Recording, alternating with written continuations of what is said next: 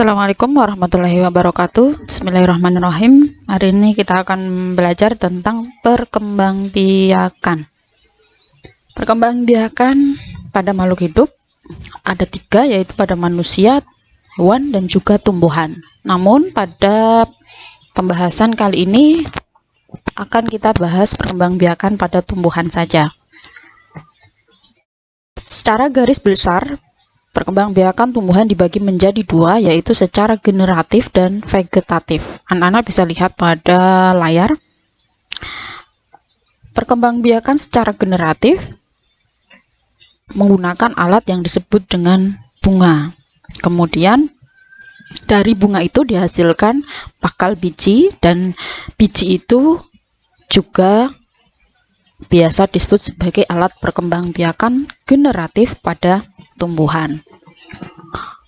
Perkembangbiakan secara vegetatif dibagi menjadi dua, yaitu secara alami dan secara buatan. Vegetatif alami terdiri dari membelah diri, spora, fragmentasi, tunas, akar tinggal, umbi lapis, umbi akar, umbi batang, geragi, atau stolon. Anak-anak pernah mendengar istilah rizoma. Rizoma adalah nama lain dari akar tinggal. Selain rizoma, istilah lain untuk akar tinggal adalah rimpang. Jadi ketiga istilah tersebut punya makna yang sama.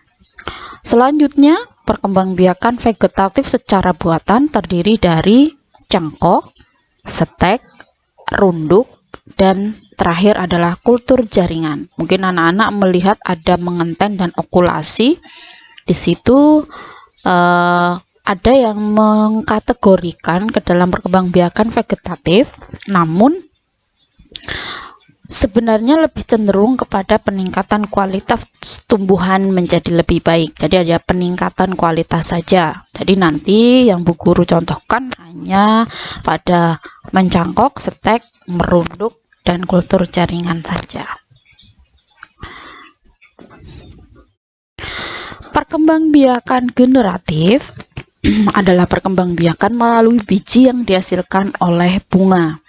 Jadi prosesnya terjadi peristiwa penyerbukan serbuk sari menempel pada kepala putik. Sedangkan alat yang menjadi alat perkembangbiakan pada tumbuhan yang berkembang biak secara generatif adalah bunga. Jadi bisa orang menyebutkan biji, bisa juga bunga. Nah, bunga tersebut mengalami penyerbukan, yaitu proses bertemunya serbuk sari. Serbuk sari berfungsi sebagai sel kelamin jantan dan kepala putik yang berfungsi sebagai sel kelamin betina.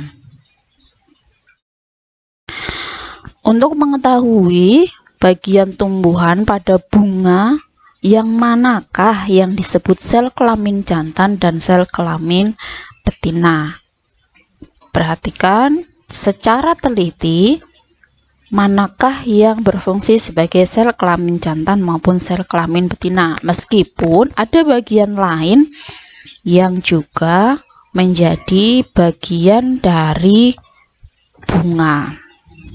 Yang pertama, seperti pada gambar, perhatikan yang ditunjuk pada anak panah itu adalah kepala putik, berfungsi sebagai sel kelamin betina. Hati-hati, nanti pada soal sering dimunculkan pertanyaan terkait dengan sel kelamin jantan dan sel kelamin betina. Kemudian yang selanjutnya, perhatikan posisi yang selanjutnya, itu adalah benang sari, berfungsi sebagai sel kelamin jantan. Jika anak-anak melihat pada bunga sesungguhnya, anak-anak bisa mengamati ada bagian bunga yang berada di tengah-tengah, kemudian biasanya di sana itu ada cairan bening menempel di bagian ujung bunga tersebut.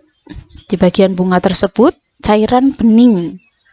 Nah, bagian itu menjadi sel kelamin betina. Jadi menjadi putiknya bunga. Sementara bagian di sekitarnya anak-anak bisa melihat itu biasanya ada seperti serbuk-serbuk yang menempel pada ujung-ujung tangkai serabut, dimana ketika anak-anak sentuh serbuk itu juga biasanya menempel pada ujung jari, atau ketika didekati oleh serangga dan serangga menapakkan kakinya pada bagian tersebut kemudian terbang lagi, anak-anak bisa melihat pada kaki-kaki serangga itu menempel serbuk-serbuk yang ada pada bagian tersebut. Nah, itu disebut sebagai benang sari, yaitu berfungsi sebagai sel kelamin jantan. Biasanya pada bunga secara umum atau malah bisa dikatakan hampir semuanya, benang sari itu jumlahnya lebih banyak daripada kepala putik. Jadi kepala putiknya hanya satu, kemudian benang sarinya ada banyak yang mengelilingi kepala putik yang bentuknya seperti serbuk-serbuk. Bagian selanjutnya, bagian lain dari bunga ada seperti ditunjuk pada gambar, itu disebut dengan mahkota bunga. Fungsinya untuk menarik serangga. Bunga yang kita lihat di sekitar itu warnanya beragam dan sebagian besar warnanya menarik. Ada yang berwarna merah, kuning, ungu. Nah, warna-warna yang ditampilkan oleh bunga tersebut itu disebut dengan mahkota bunga. Tujuannya adalah untuk menarik serangga agar mendekat pada bunga sehingga bisa membantu penyerbukan pada bunga tersebut. Selanjutnya, pada bagian tersebut disebut dengan kelopak bunga. Kelopak berfungsi sebagai pelindung bunga pada saat kuncup. Nah, pada saat kuncup, anak-anak bisa melihat ada seperti lapisan daun yang menempel pada pangkal bunga. Itu berfungsi untuk melindungi bunga pada posisi kuncup. Bagian selanjutnya, seperti yang ditunjuk kepada panah, itu disebut dengan bakal biji. Nah, bakal biji ini sebagai alat perkembangbiakan secara generatif. Bakal biji tersebut terbentuk setelah proses penyerbukan, yaitu menempelnya serbuk sari pada kepala putik, kemudian terjadi peleburan, membelah, membentuk zigot, dan berkembang menjadi bakal biji, di mana di bagian luarnya biasanya dilindungi oleh daging buah.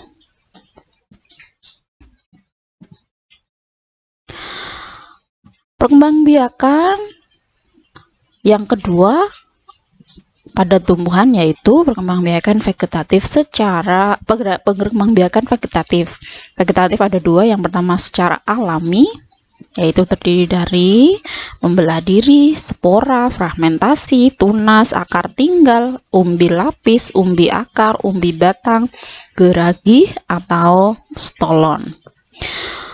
Pada materi ini yang harus anak-anak kuasai adalah satu, anak-anak tahu macam-macamnya. Vegetatif alami ini yang paling sering muncul ya. Jadi anak-anak tahu dan hafal dengan macam-macamnya. Kemudian yang kedua, anak-anak tahu contoh-contoh tanamannya, baik dari namanya maupun dari gambarnya. Kemungkinan pada soal bisa dimunculkan gambar, bisa juga hanya dimunculkan nama. Jadi anak-anak harus bisa membedakan tumbuhan mana saja yang masuk pada jenis perkembangbiakan tertentu. Bu Guru berikan daftar-daftar nama tumbuhan yang berkembang biak secara vegetatif alami. Yang pertama, membelah diri. Contohnya adalah volvo dan ganggang. Kemudian spora, contohnya jamur, anak-anak pasti sering melihat jamur. Kemudian suplir, suplir ini seperti paku-pakuan.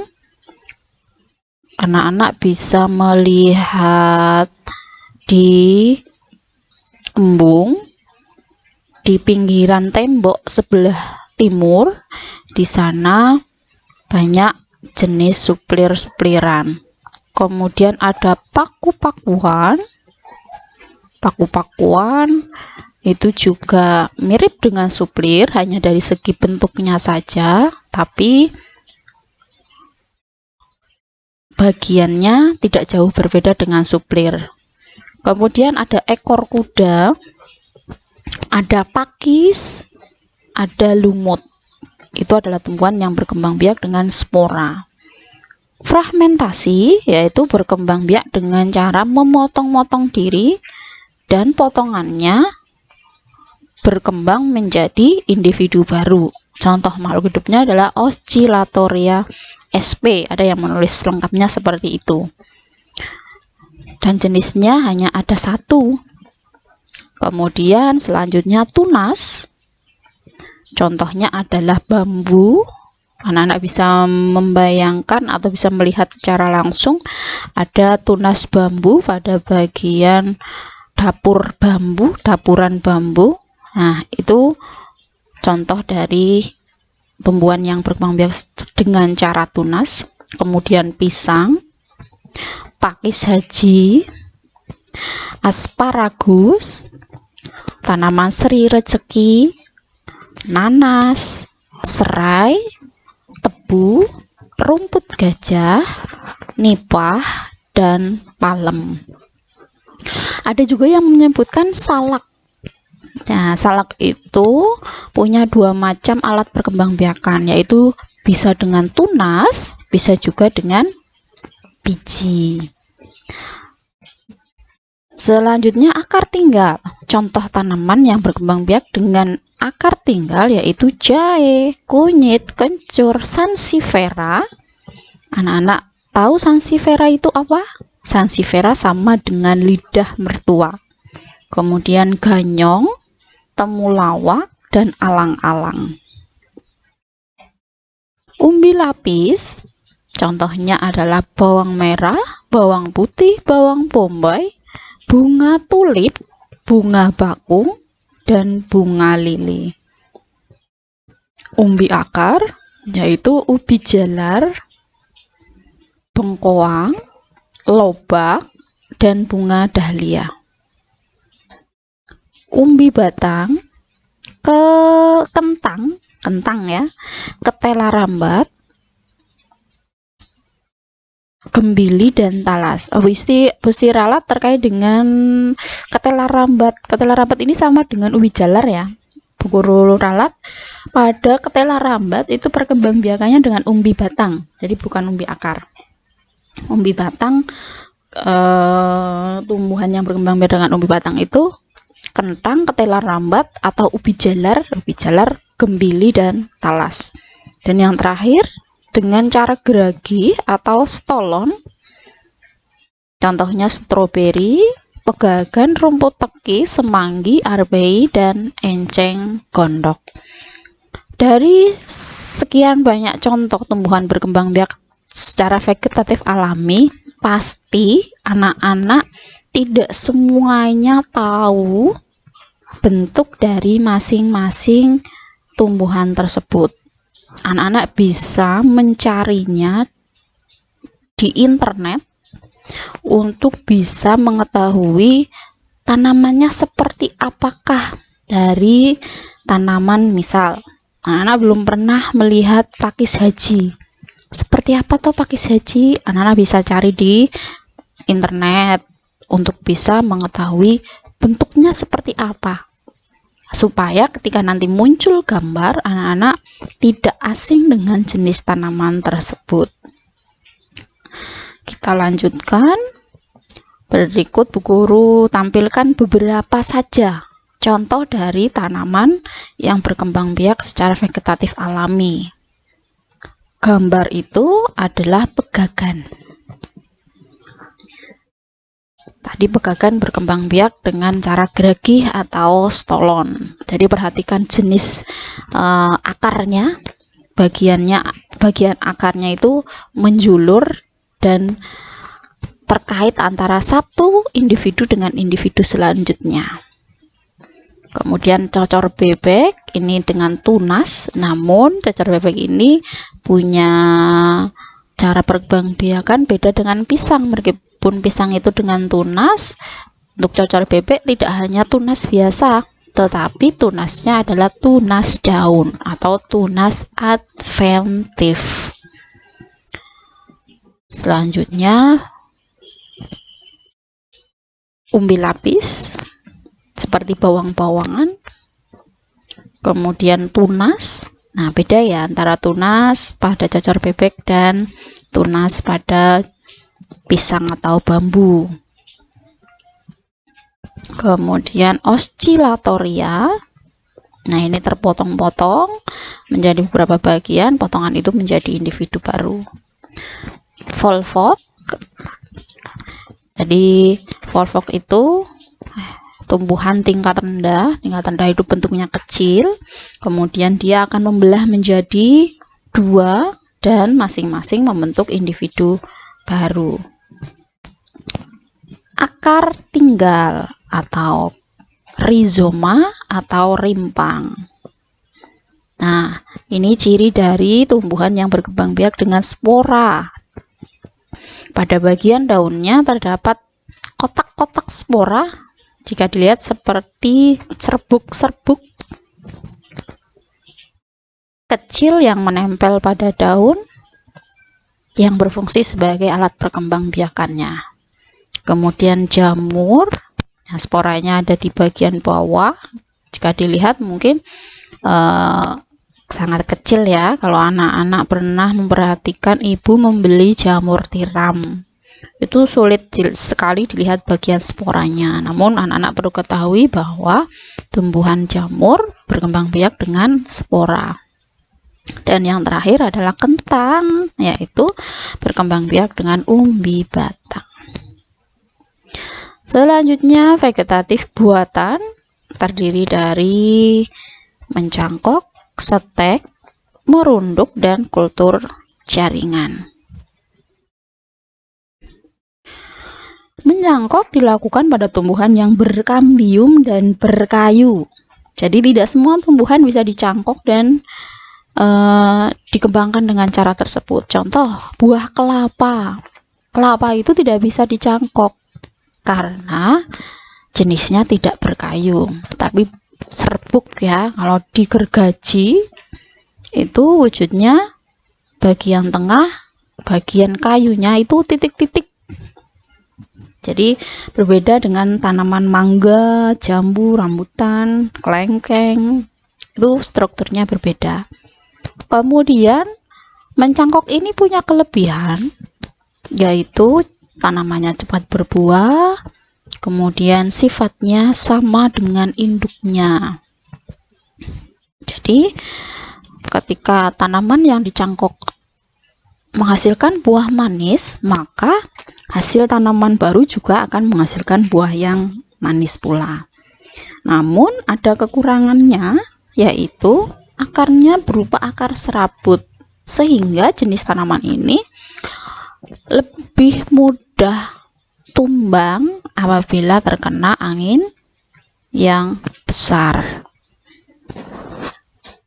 Contoh tumbuhan yang dikembangbiakan dengan mencangkok adalah jenis buah-buahan yang berkayu, batangnya berkayu dan berkambium. Kambium itu seperti apa tuh Bu Isti?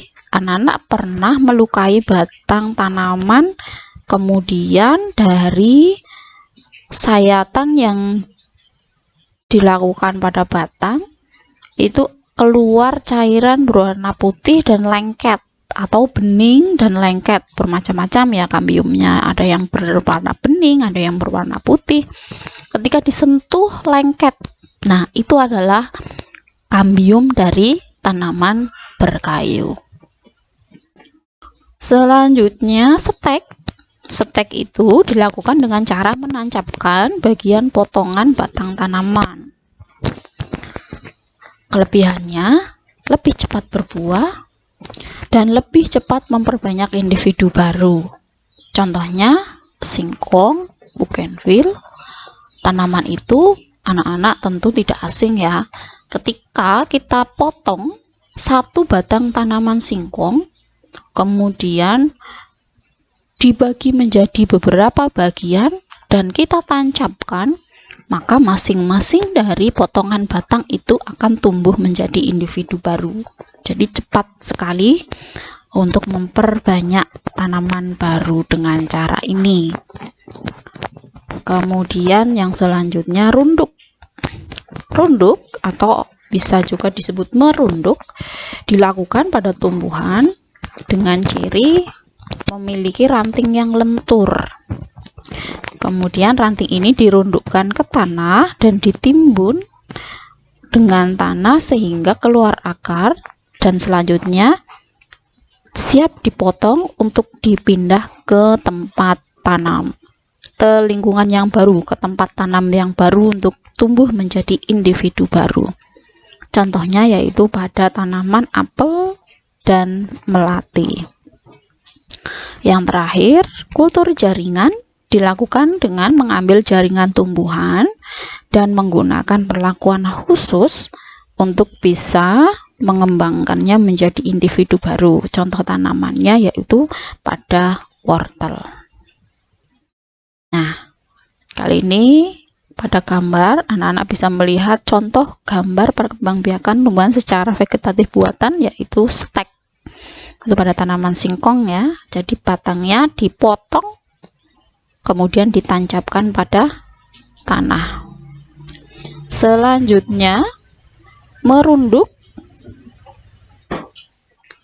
Jadi ada bagian tangkai yang dirundukkan, ditimbun tanah, dan akan tumbuh akar baru dan siap dipotong menjadi individu baru. Yang ketiga mencangkok. Yang ketiga maaf, itu bukan mencangkok ya, tapi menyambung atau okulasi. Seperti pada gambar itu. Nah, yang terakhir ini yang baru tampil itu adalah mencangkok. Anak-anak pasti tidak asing dengan cara ini. Itu merunduk sama seperti pada tanaman melati.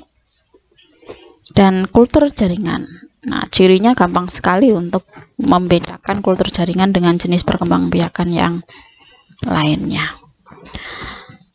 Baik, dari semua materi itu anak-anak harus hafal contohnya, namanya, contohnya, dan juga gambarnya.